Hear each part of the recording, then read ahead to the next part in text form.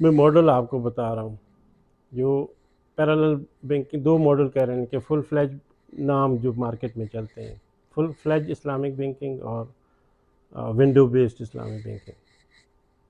पाकिस्तान में जो मॉडल और ये मलेशिया में भी चल रहा है, इन्होंने डिसाइड ये किया था कि इन्वायरमेंट ऐसा क्रिएट किया जाए इस्लामिक बैंकिंग के साथ, चूँकि वो जो प्रॉब्लम ट्रांजिशन कर रहे हैं, इंक्रीमेंटल जो मूवमेंट है के साथ साथ इस्लामिक बैंकिंग और कन्वेंशनल बैंकिंग को साथ साथ ही चलाया जाए। और उस साथ साथ चलाने के लिए जो फैसिलिटेशन है गवर्नमेंट की तरफ से, रेगुलेशन की तरफ से, वो इस्लामिक बैंकिंग को दी जाए। इवन ये रिस्ट्रिक्शन भी लगाई गई कि आइंदा जो बैंक खुलेंगे वो इस्लामिक ही खुलेंगे। So with the passage of time Islamic banking जो है वो कंट्रोल कर लेगा सब सिस्टम को। मलेशिया में ये बड़ी तेज़ी से सिलसिला चल रहा है, तकरीबन कोई अराउंड 40%, 35 to 40% जो है वो बैंकिंग इस्लामिक हो गई है। और अब वहाँ के प्रेशर जो है वो फील होना शुरू हो गया है। पाकिस्तान में अराउंड 20% अभी आया, और हमारी जो गवर्नमेंट की ज़ाहिर है, आपको हमारी गवर्नमेंट उसके अगेंस्ट चली जाती है। तो जो मॉडल है वो तीन तरह की चीज़ें हैं। एक जो है कि फुल इस्लामी बैंक खोला जाए, जो लोग इस्लामिक बैंकिंग करना चाहते हैं उनकी प्री रिक्वायरमेंट है जो भी उसकी कंपनी खोलने की। जिस तरह मीज़ान बैंक है, मीज़ान बैंक बाय इट्स इंसेप्शन जो है वो इस्लामिक बैंक है, उसका चार्टर्ड ही इस्लामिक है। दुबई इस्लामिक बैंक है, बैंक इस्लामी है, अलबराका है। ये जो 4-5 बैंक हैं, इनका फुली जो बिज़नेस ही इस्लामिक है, और ये फुल फ्लेज इस्लामिक बैंक्स हैं। फिर अगेन इस्लामिक बैंकिंग को प्रमोट करने के लिए कहा गया है कि जो कन्वेंशनल बैंक्स हैं वो ऑल टुगेदर इस्लामिक होने में उनको टाइम लगेगा, और ये अपॉर्चुनिटीज़ भी हैं, और जैसे अब कंपटीशन भी आ रहा है, अपॉर्चुनिटीज़ भी आ रही हैं, तो उनको ये इस्लामिक बैंकिंग ब्रांच का मॉडल दिया गया है कि आप इस्लामिक बैंकिंग ब्रांच खोल सकते हैं। और वो जो ब्रांच होगी वो उसका भी सर्टिफिकेशन और उसका भी जो शरिया बोर्ड और पूरा प्रोसेस वही होगा जो पूरे बैंक के लिए है। और वो ब्रांच के अकाउंट्स, उसकी इनकम वो सेपरेट ट्रीट होगी उसकी। इवन आप देखेंगे कि उस बैंक में ब्रांच में जहाँ लिखा हुआ है बैंक अल-फलाह की है, हबीब की है, वहाँ पे दूसरी ट्रांजेक्शन नहीं होती, तो वो बिल्कुल सेपरेट है।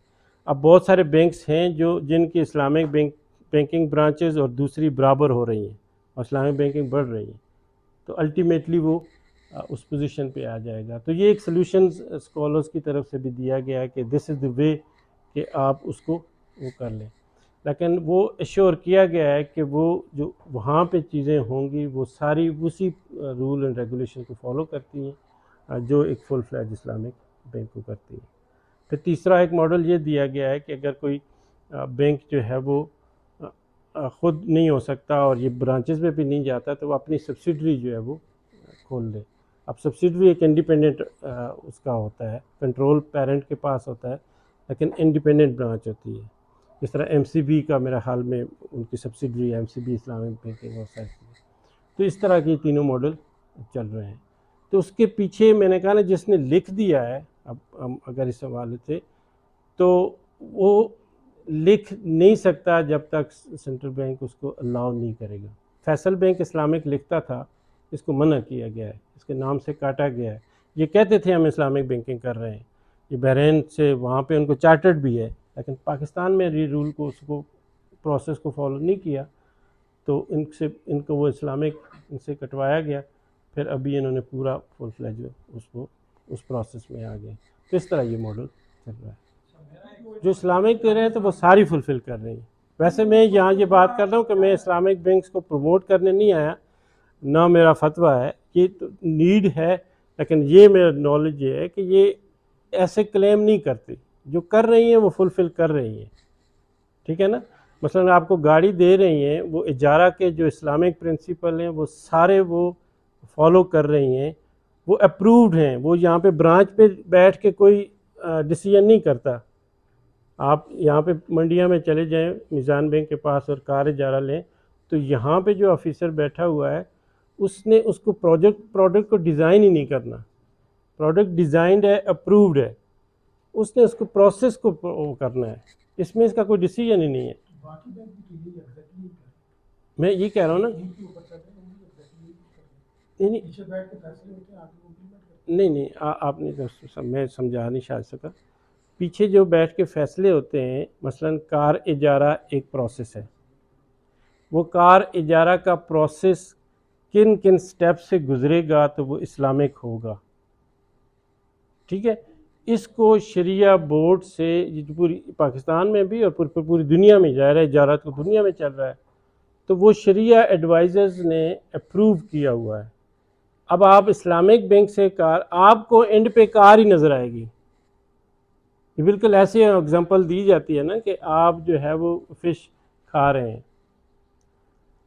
फ़िश आपके सामने रख दी जाए, वो उस आयल में बनी हुई हो या दूसरे आयल में बनी हुई हो, उसका टेस्ट भी वही होगा, उसका प्रेजेंटेशन भी वही होगी, उसकी शायद प्राइसिंग भी वही हो, ठीक है। इसी तरह आप जो है वो चिकन बर्गर ले रहे हैं और KFC का ले लें या AFC का लें, तो आपकी सेम प्रेजेंटेशन होगी, सेम होगी, लेकिन वो इनिशियल एक प्रोसेस होगा जहाँ से वो तकबीर का प्रोसेस है या ज़िबा का प्रोसेस है, बाकी वो सारी चीज़ें आपको सिमिलर नज़र आएंगी।